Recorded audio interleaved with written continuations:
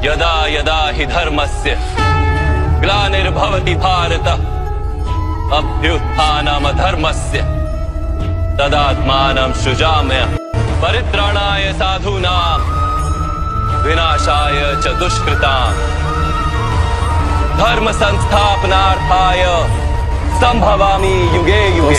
যদক্ষরং বেদবিদো বদন্তি বিশন্তি যদযত বিতরাগা যদিচ্ছন্ত ব্রহ্মচর্যং চরন্তি তত্ত্বে পদং সংগ্রহেন প্রবক্ষে। বেদবিদ পণ্ডিতেরা যাকে অক্ষর বলে অভিহিত করেন, সম্পদে আসক্তিশূন্য সন্ন্যাসীরা যাহাতে প্রবেশ করেন, ব্রহ্মচারীরা যাকে লাভ করার ইচ্ছায় ব্রহ্মচর্য পালন করেন, তার কথা আমি সংক্ষেপে তোমাকে বলবো। সর্বদ্বারানি সংগম্য মনোহৃদি নিরুদ্ধর্য মূর্ধ্নাধায়াত্মন প্রাণমাস্থিত যোগ ধারণাম। ইন্দ্রিয়ের সব কয়টি দ্বার সংযত করে, মনকে হৃদয়ে নিরোধ করে এবং হৃদয়ের মধ্যে প্রাণ স্থাপন করে যোগে স্থিত হতে হয়। এই শ্লোক দুইটির বাংলা ব্যাখ্যা। এই শ্লোকে ভগবান শ্রীকৃষ্ণ অক্ষর বা পদ বলতে পরম ব্রহ্মকে বোঝাচ্ছেন। বেদবিদগণ অর্থাৎ বেদজ্ঞ ব্যক্তিরা ব্রহ্মকে অক্ষর রূপে বর্ণনা করেন। বিতরাগ জ্যোতিগণ অর্থাৎ কামক্রোধমোহ প্রভৃতি ষড়রিপু থেকে মুক্ত জ্যোতিগণ ব্রহ্মের সাধনায় প্রবেশ করেন। ব্রহ্মচর্য পালনকারী সাধকগণ অর্থাৎ ব্রহ্মজ্ঞান লাভের জন্য আত্মসংযম ও আত্মশুদ্ধির পথ অনুসরণকারী সাধকগণ ব্রহ্মের সাধনায় ব্রহ্মচর্য পালন করেন। এই শ্লোকে ভগবান শ্রীকৃষ্ণ ব্রহ্মকে সংক্ষেপে এক অক্ষরে বলেন, যার নাম ওম। এই ওঁকার হল ব্রহ্মের সারাংশ। এই ওঁকারের মাধ্যমেই ব্রহ্মের সাধনা করা হয়।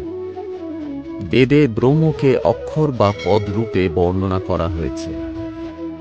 ঋগ্বেদে বলা হয়েছে ব্রহ্ম অক্ষর, ব্রহ্ম পদ, ব্রহ্ম ঋষি, ব্রহ্ম দেবতা, ব্রহ্ম মন্ত্র, ব্রহ্ম জ্ঞান, ব্রহ্ম সমস্ত।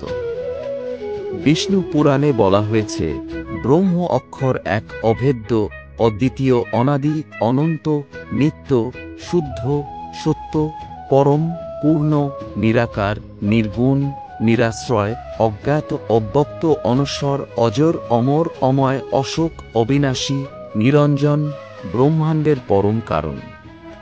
ওঁকার ব্রহ্মের সারাংশ। ওঁকার হল ব্রহ্মের সারাংশ। এই ওঁকারের মাধ্যমেই ব্রহ্মের সাধনা করা হয়। বেদজ্ঞরা ওঁকারকে ব্রহ্মের প্রতীক বলে মনে করেন। ঋগ্বেদে বলা হয়েছে ওঁকার ব্রহ্মের মুখ, ব্রহ্মের নাসিকা, ব্রহ্মের চক্ষু, ব্রহ্মের কান, ব্রহ্মের হৃদয়। ওঁকার ব্রহ্মের প্রতীক, ওঁকার ব্রহ্মের নাম। ওঁকারের মাধ্যমে ব্রহ্মের সাধনা। ওঁকারের মাধ্যমে ব্রহ্মের সাধনা করা হয়। ওঁকার উচ্চারণ, ওঁকারের ধ্যান, ওঁকারের ধারণা ইত্যাদির মাধ্যমে ব্রহ্মের সাধনা করা হয়। ওঁকারের মাধ্যমে ব্রহ্মজ্ঞান লাভ করা যায়। মনকে হৃদয়ের মাঝে আবদ্ধ করে এবং সবটি ইন্দ্রিয়কে নিয়ন্ত্রিত করে হৃদয়ের মাঝখানে প্রাণ স্থাপন করে ধ্যানযোগ করিলে ঈশ্বর প্রাপ্তি হইবে।